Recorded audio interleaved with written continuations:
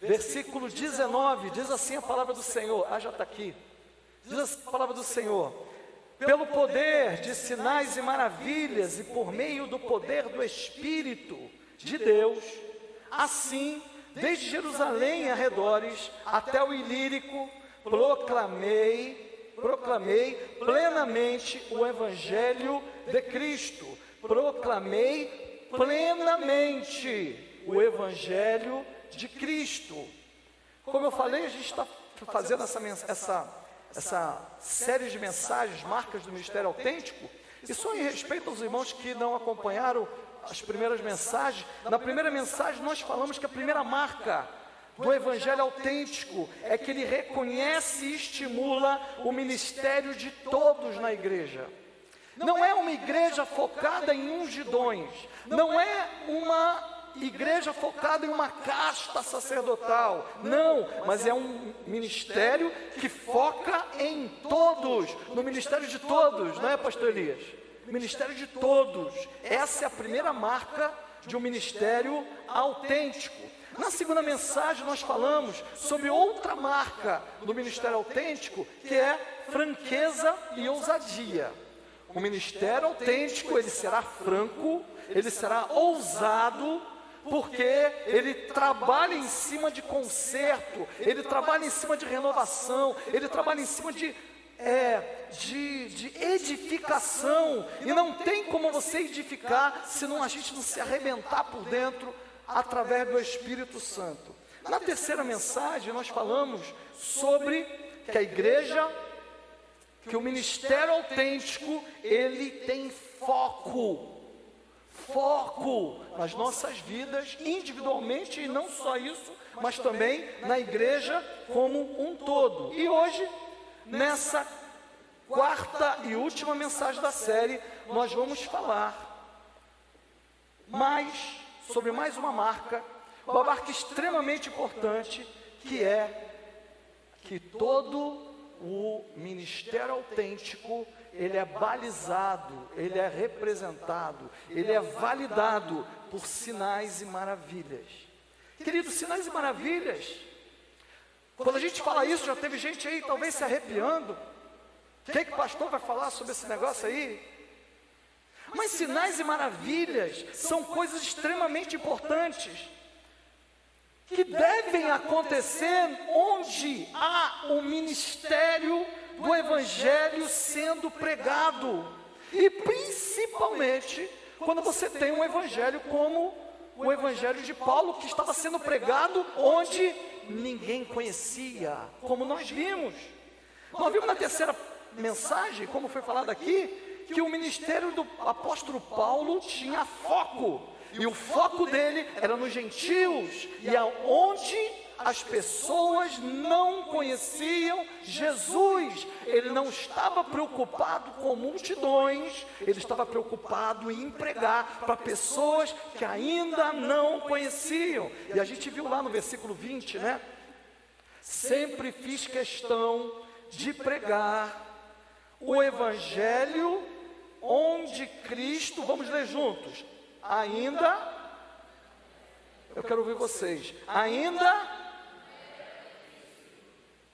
de forma que não estivesse edificando sobre o alicerce de outro. E a gente explicou por que a gente não convida a gente de outras igrejas para virem. E a gente falou por que a gente também não tem por que perder tempo em outras igrejas, a não ser em casos muito especiais, porque nós temos uma missão e um foco, um chamado à parte de Deus. Então é por conta disso, nós estamos focados em pessoas que não conhecem Cristo. Quando pregamos para quem não conhece a Jesus, sinais e maravilhas são coisas extremamente importantes. Querido, preste atenção aqui. Como pregar para um feiticeiro que vê milagres acontecendo? Como você chega e prega para alguém que serve aos espíritos, e o que ele pede para o espírito, ele vai lá, mata uma galinha preta, acende uns charutos, faz um despacho da encruzilhada, e chegando lá, ele vê o resultado daquilo que ele pediu, que de fato vê. Como você prega para um feiticeiro, que quem se levanta contra ele amarra o nome na boca não sei de quê, e quando vai ver a pessoa está internada no hospital. Você vai falar, mas isso não existe. Existe. Eu já vi gente sendo liberta, cujos trabalhos tinham feito porque não tinha proteção de Deus. E aí você vai chegar para ele e vai contar a história do Deus que se fez carne e habitou entre nós e morreu na cruz por amor de nós. Como que você fala para um ateu? Um ateu que não crê na palavra de Deus. E ele vai falar assim, ó, me fale de Jesus sem falar da Bíblia. Porque ele não crê na palavra. Como que você faz isso?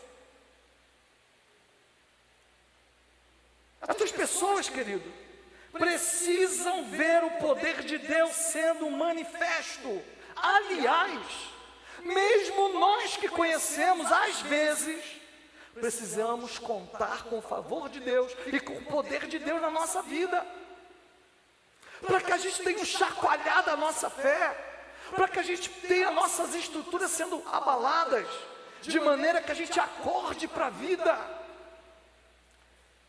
Muitos irmãos que talvez vivem debaixo da bênção aqui, que já conhecem Jesus há muito tempo, digam ao seu coração, eu não preciso ver para crer. Temos músicas e louvores que cantamos por conta disso. Amém, meu irmão? Amém. Você não precisa ver, glória a Deus, porque talvez a tua intimidade com Deus já chegou nesse nível. Mas entenda uma coisa na sua vida: há pessoas que precisam experimentar o poder de Deus na vida delas, para que elas possam acordar para a realidade espiritual, a qual elas estão dormentes. Muitos irmãos experientes não compreendem essa necessidade na vida das pessoas que não possuem experiência com Jesus, e algumas vezes, mesmo às vezes na nossa fraqueza, na nossa fé, nos nossos desafios, é tão bom quando a gente vê a intervenção de Deus e a mão de Deus agindo na nossa vida, querido. Tradicionais costumam criticar os pentecostais por causa disso. Pentecostais fazem piadinha dos tradicionais por conta disso.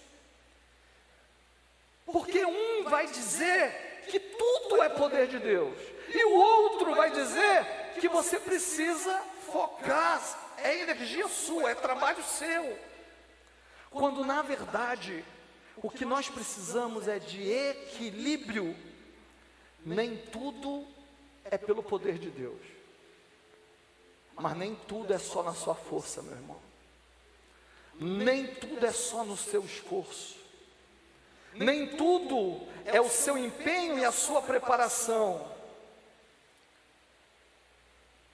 O Senhor não é o gênio da lâmpada que satisfaz todos os seus desejos, mas também Ele não é um ser distante que te abandonou à própria sorte e que não quer saber da sua vida.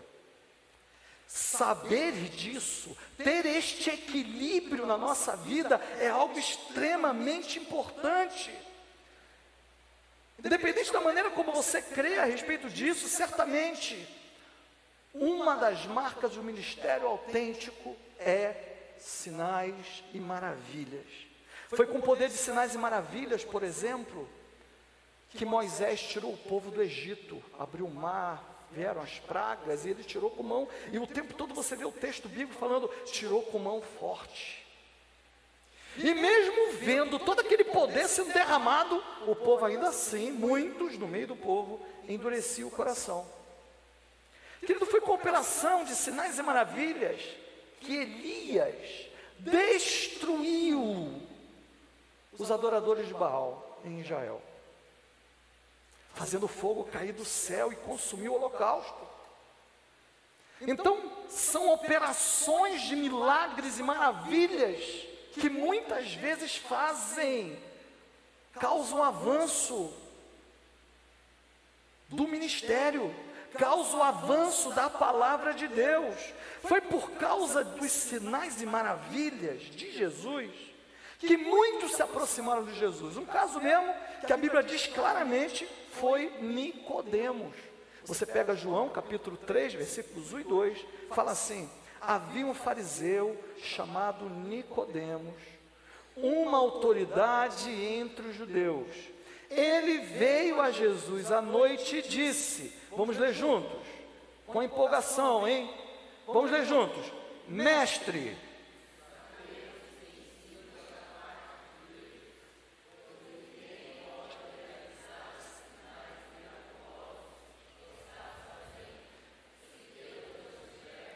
ou seja, o que atraiu Nicodemos para Jesus? O poder, os sinais, as maravilhas. Nicodemos tinha a religião dele, meu irmão. Nicodemos adorava Deus. Nicodemos era um judeu, não só judeu na questão da nacionalidade, mas um praticante da fé judaica, ao ponto dele ser chamado aqui em João como uma autoridade entre os judeus. Uma autoridade entre os judeus. Era alguém importante dentro do judaísmo. E vai ter com Jesus à noite, por quê? Ninguém ia visitar ninguém à noite naquela época. Por que ele vai? Porque ele estava curioso a respeito de Jesus e ele sabia que se fosse durante o dia, os companheiros dele da mesma fé iriam ver ele indo falar com Jesus e ele já estava abominando Jesus, os judeus. Ele não poderia fazer isso, mas por ele ver sinais e maravilhas, ele então vai até Jesus. Pedro também sabia que sinais e maravilhas eram importantes para a pregação do Evangelho. Depois de ser preso e solto, ele orou pedindo o poder de Deus, enquanto ele pregava. Atos capítulo 4, versículos 29 e 30, olha o que Pedro está falando. Agora, isso aqui é na oração de Pedro, né? Agora, Senhor, considera as ameaças deles e capacita os teus servos para anunciarem a tua palavra corajosamente e estende a tua mão para curar e realizar o que, meus irmãos? Olha como é que Pedro tinha consciência, olha como é que a igreja tinha consciência que ao pregar o Evangelho, sinais e maravilhas precisavam acontecer para testificar a mensagem que estava sendo pregada. Se você ler Marcos, capítulo 16, você vai ver o seguinte texto, no versículo 20. Então, os discípulos saíram e pregaram por toda parte, e o Senhor cooperava com eles. Eles saíam sozinhos? Não. Cooperava com eles. Cooperava com eles, confirmando-lhes a palavra com os, vamos ler juntos, sinais que acompanhavam. Vocês perceberam? Gente, presta atenção aqui, por favor. Presta atenção aqui, por favor. Gente, é o seguinte. Isso é algo maravilhoso. Isso é algo tremendo. Quando anunciamos a palavra de Deus, o que os textos bíblicos que nós estamos lendo até agora falam, é que sinais e maravilhas acontecem para dar glória a quem prega? Não, para testificar a mensagem que é anunciada. E tudo isso, meu querido, é cumprimento de uma profecia de Jesus. Aqui mesmo em Marcos 16, versículos 17 e 18, fala assim, que a gente fala muito da grande comissão de Mateus, né? Vão pelo mundo todo, façam discípulos de todas as nações, batizando em nome do Pai, do Filho e do Espírito Santo, ensinando-os a obedecer o que tem ensinado, e eu estarei com vocês até o final dos séculos. E você não entende quando Jesus fala, eu estarei com vocês até o fim dos séculos. Mas quando você lê Marcos 16, que é a grande comissão também, você entende como o Senhor estaria. E ele fala assim, ó: estes sinais acompanharão os que crerem em meu nome. Leiam juntos. Falarão, pegarão e se beberem algo venenoso, mortal, não imporão as mãos sobre doentes, e estes, onde está escrito aqui que isso aqui terminou lá atrás, meu irmão? Em que lugar na Bíblia diz que isso aqui encerrou? Pelo contrário, a palavra de Deus fala que estes sinais e maravilhas acompanharão aqueles que crerem.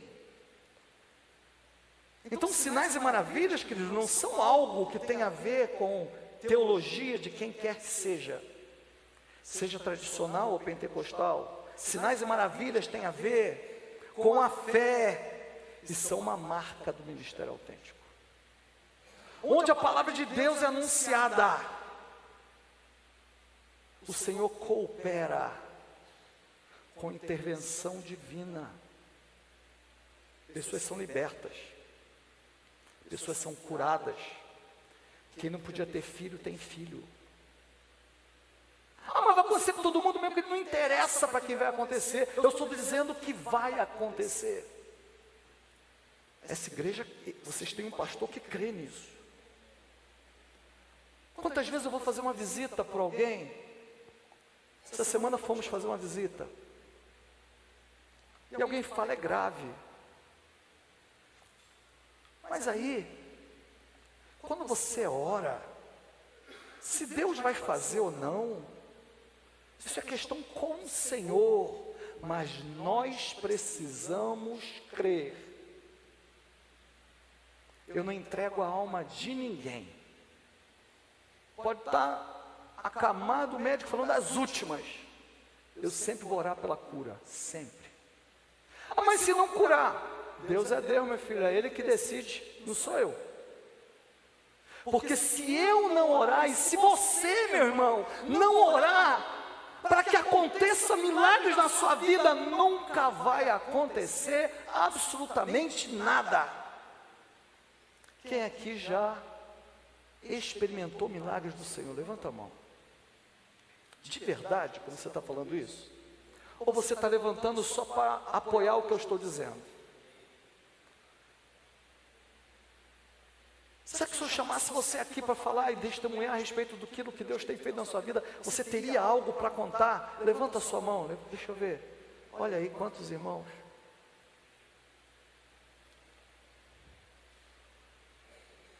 Por isso que vemos pessoas sendo libertas. Por isso que vemos pessoas sendo curadas. Minha maior tristeza é quando no exército de oração tem pouca gente. Porque pouca oração, pouco milagre.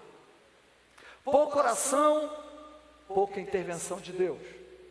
Pouco jejum, pouca presença de Deus e pouco poder sendo dispensado sobre a igreja. Líder de ministério que não crê no milagre, ele está comprometendo o ministério dele com algo que diz que o ministério dele é falso. Então vou dar um exemplo, vou citar alguns nomes aqui para vocês entenderem. Por exemplo, Vinícius, você manda toda a parte aqui de louvor, e a parte dos instrumentais, e a parte do que for. Mas se você não crê na operação do milagre do Senhor, que o Senhor pode tocar na voz de uma irmãzinha que não canta nada, que o Senhor pode dar inteligência para alguém aqui e ele ser tomado pelo Espírito e tocar eximiamente bem, nada vai acontecer. Deixa eu falar uma coisa para vocês. Até agora, o nosso louvor está de parabéns. Hoje muita gente não veio, teve que estar desfalcado, mas estava bom. Porém, eu sonho com um dia em que, quando estivermos louvando, pessoas vão ser libertas ainda cantando. Pessoas vão ser curadas ainda cantando, louvando ao Senhor. Pessoas vão ser cheias do Espírito Santo quando estiverem ali no louvor. Por quê? Porque são pessoas que creem no poder de Deus.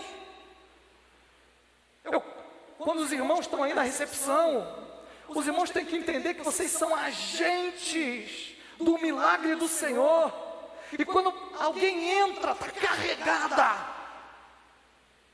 Satanás, quando vê a luz, tem que sai fora. Meu irmão, Deus é maravilhoso. Eu lembro de um dia que tinha de repente, uma funcionária minha começa a cair endemoniada dentro da minha escola. E toda vez que acontecia isso, eu estava fora da escola. Uma hora eu estava passeando, eu lembro que foi um sábado à tarde, estava passeando. Outro dia eu estava em São Paulo, outro dia não sei o quê. E tinha uns crentes assim, coisa, né, que eu falava assim, vai lá, põe a mão na cabeça, expulsa e tal.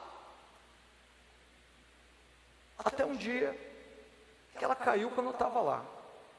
E aí eu chamei um irmão que estava perto, ainda a igreja era lá na Senador, chamei, ele veio, tal, oramos, expulsamos. Daqui a pouco, outro dia a mulher cai de novo, eu falei assim, e aí para o setor de vendas, imagina parar o setor de vendas inteiro.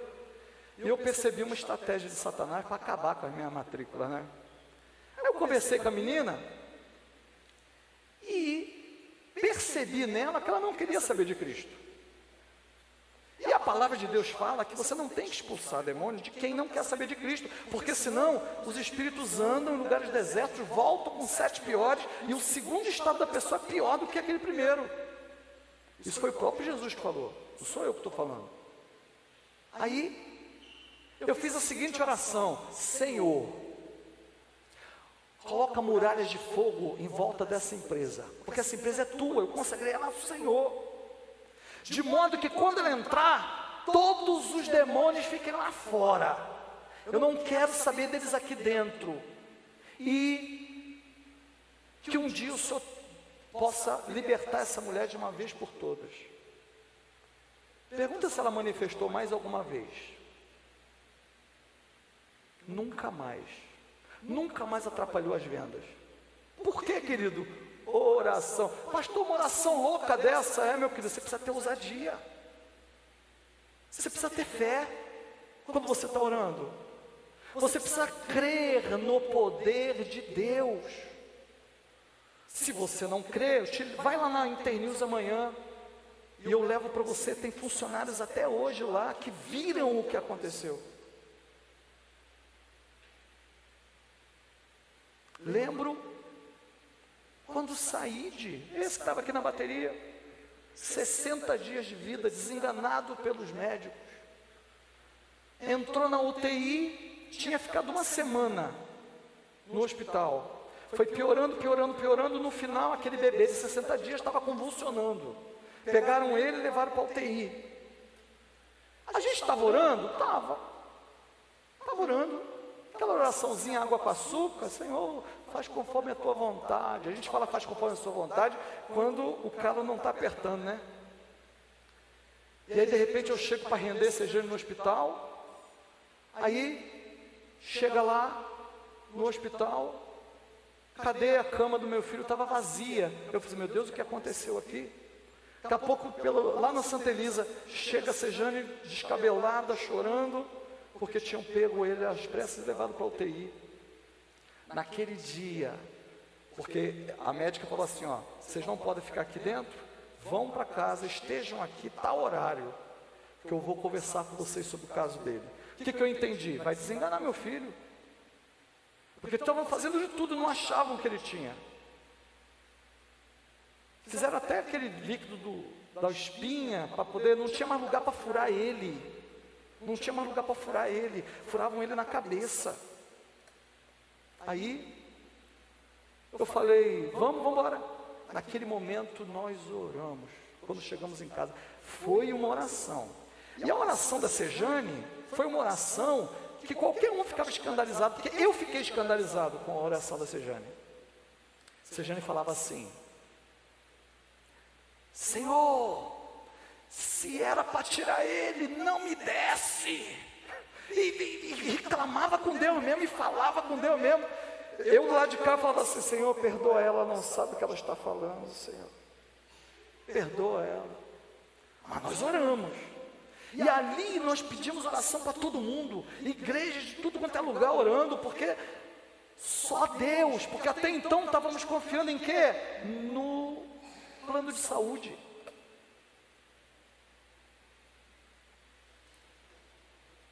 Naquele dia, orando, a gente foi invadido por uma paz. E eu voltei a trabalhar, depois de uma semana sem trabalhar. Fui trabalhar normalmente. E Sejane foi cuidar das coisas, porque nós tínhamos outro filho para cuidar também. Quando deu o horário que a médica falou que a gente devia estar lá, nós fomos. Quando ela abriu a porta do neonatal, ela já veio com um sorriso aqui e aqui. E a primeira coisa que ela falou: ele está atendendo às medicações. E eu falei assim para ela: eu sei qual é a medicação que ele está atendendo, porque até então eles não sabiam o que ele tinha. Professores, mestres bíblicos que não creem nos sinais e maravilhas que o nome de Jesus faz, estão comprometendo a autenticidade do ministério deles, meus irmãos, porque não adianta o cara conhecer, mas na hora de botar em prática o cara não sabe nem por onde começa. Quantos irmãos têm aprendido para impressionar? Quantos irmãos têm decorado versículos para falar eles de cor e impressionar aqueles que estão... Deixa eu falar uma coisa para você: isso não impacta a vida de ninguém que não conhece a Cristo, querido. O que impacta é uma vida que vive cheia do Espírito Santo. É uma vida que confia tanto na palavra de Deus, que sabe que pode orar, que de um jeito ou de outro ele vai ser respondido. Pastores que não creem, o ministério deles é falso, porque a gente tem mania de achar que o ministério falso é só aquele que ensina heresia. Esse também é falso, mas aqueles que ensinam certo, mas não praticam nada, também é falso. Não são autênticos, meus queridos. Se você é de Jesus e não crê no milagre, saiba que você está comprometendo sua capacidade de pregar para aqueles que ainda não conhecem. Você desenvolveu? Você conhece muito? Amém. Agora te falta mais uma coisa. Te falta poder. Pois a palavra mata, mas o Espírito vivifica. Estou dizendo aqui que você não tem que estudar, não, meu querido. Pelo contrário. Você tem que estudar e conhecer muito, mas estar disposto a praticar muito do que você conhece. Tem um versículo bíblico muito conhecido, que diz assim, ó: sem fé, quero ouvir vocês, sem fé, eu quero ouvir, sem fé, você conhece o versículo todo? Olha o que diz o versículo todo. Hebreus 11, versículo 6. Sem fé é impossível agradar a Deus, pois quem dele se aproxima precisa crer que ele existe. Vamos ler juntos. E que recompensa aqueles que o buscam. Não precisa de exegese, não precisa de grego, não precisa de hebraico, nem de aramaico, para entender esse texto, que ele recompensa aqueles que o buscam. Para concluir, queridos, meu irmão, você precisa crer em Deus. Você precisa crer no poder de Deus.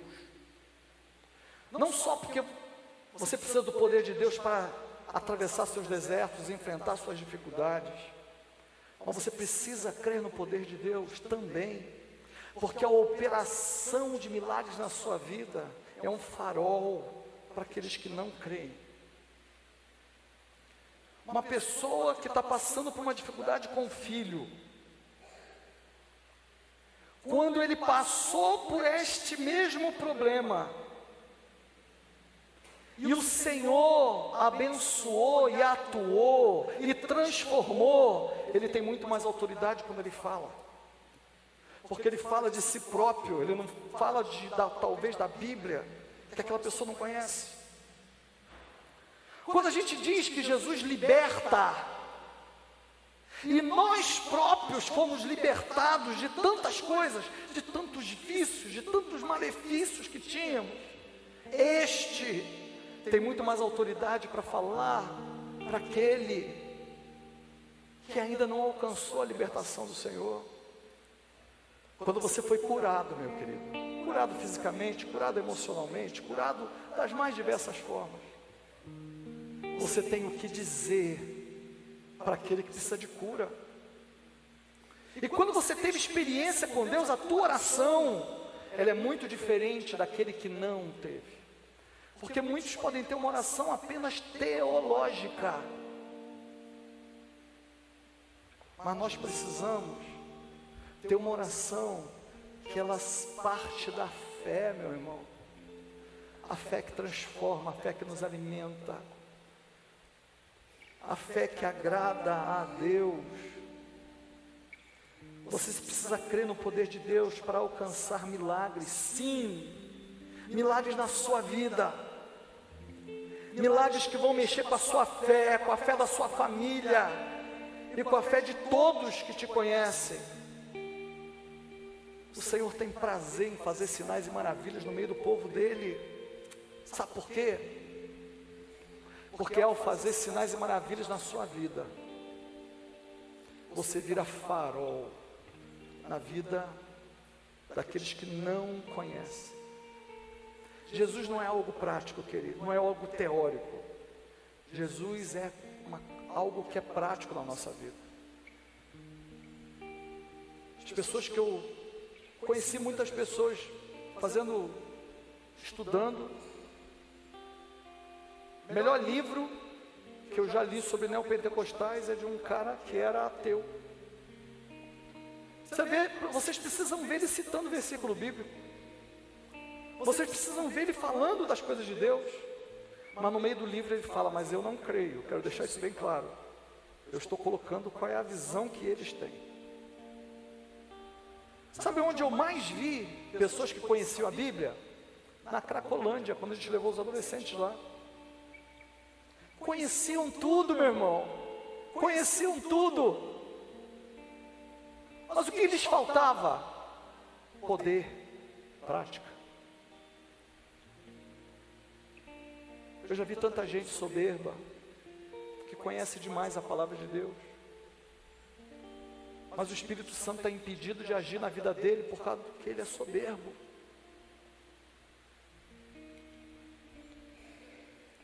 Deus só tem compromisso com sinais e maravilhas com aqueles que pregam e anunciam. Sabe qual é o seu sinal maior de maturidade, meu irmão? Não é que você não precisa que Deus faça um milagre na sua vida para que você creia. Não. O maior sinal de maturidade na sua vida é que você sabe que você precisa pregar para as pessoas que não conhecem. E ao fazer isso, você pode contar com o poder de Deus. Que se aquela pessoa tiver a tua mão estendida sobre a vida dela, e você orando e repreendendo o mal na vida dela, aquela pessoa vai ser curada e vai ser liberta, amém? Você crê nisso? Você não crê que precisa chamar o pastor de férias para vir orar pelo teu vizinho? Você crê que sobre você está a unção de Deus, o Espírito Santo age em você, e que você pode orar sim pelo aquele que está acamado, pode orar sim pelo moribundo, pode orar sim pela mãe que está desesperada e ela vai sentir paz na mesma hora, pode orar sim por aquele que está desesperançado e ele vai levantar, porque você é gostosão? Não, meu irmão, porque você está cheio do Espírito Santo e você crê na palavra dele. O pessoal reclama muito porque não acontecem os mesmos milagres de outrora. Não é que não acontecem os mesmos milagres de outrora. É que o povo hoje ora menos, é menos ousado, impõe menos as mãos. Os antigos contam que num bairro, eu já falei isso várias vezes aqui, quando alguém ficava doente e era difícil acesso ao hospital, mandava chamar o crente lá do outro lado do bairro, chama o irmão João para ele vir orar, chama a irmã Cotinha para ela vir orar, chama não sei quem para vir orar, porque sabia-se que a oração tinha poder através daqueles irmãos que oravam. Não é gente bíblica não estou falando de João, de Tiago, não estou falando de Barnabé, não estou falando nada disso, estou falando de gente como a gente, que confiou na palavra do Senhor e o Senhor usou.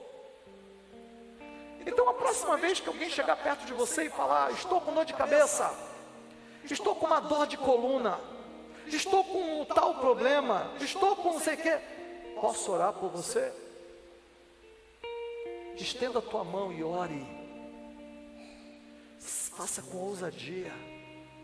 As pessoas acham que tem que ter experiência, não tem que ter experiência não, tem que ter fé, meu irmão. Da onde que o Evangelho tirou essa história? Que só os ungidões é que podem orar, meu irmão. Vocês já repararam que às vezes eu chamo as pessoas aqui na frente para orar? Dificilmente eu oro. Sabe por que dificilmente eu oro? Para que os irmãos não pensem, e não quero alimentar nos irmãos, eu estou falando isso publicamente. Os irmãos aí da liderança sabem disso. Para que ninguém pense que o ungidão sou eu e que o poder de Deus está comigo. Só. E é por isso que eu peço para outros orarem, e quando eu chamo aqui na frente, eu deixo os outros orarem, porque eu quero que vocês experimentem milagres através da mão deles, uns aos outros. Orai uns pelos outros. Amém? Então, meu irmão, ano que vem, não falte nenhum culto do exército de oração. Talvez a gente mude o dia. Eu quero te desafiar, pelo menos uma vez no mês, entrar no nosso grupo de oração, de jejum. Uma vez no mês. Buscando, mas de verdade, não para constar. Não para o pastor ver que você está lá no grupo. Não, meu querido. Que o Espírito Santo fale e te incomode para que você viva isso na sua vida. Experimente isso na sua vida, milagres da paz de Deus. Amém? Vamos ficar em pé?